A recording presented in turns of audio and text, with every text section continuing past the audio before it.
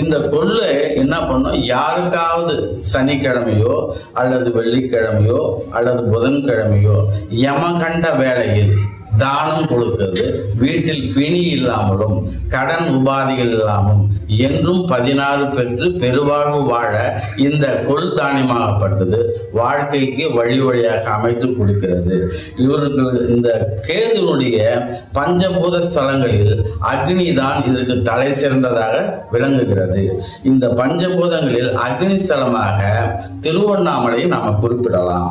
ஒன்று, திருவண்ணாமலைக்கு பௌர்ணமி நாளிலோ அல்லது பிரதோஷ நாளிலோ சென்று புளியோதரை தானம் கொடுக்கலாம், அல்லது கொள்ளு சுண்டல் செய்து அதை அவர்களுக்கு பட்சணமாக கொடுக்கலாம்.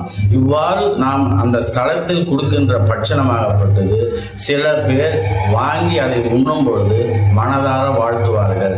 வாழ்த்தும் பொழுது நமக்கு இல்வாழ்க்கையில் சுகமும் செல்வமும்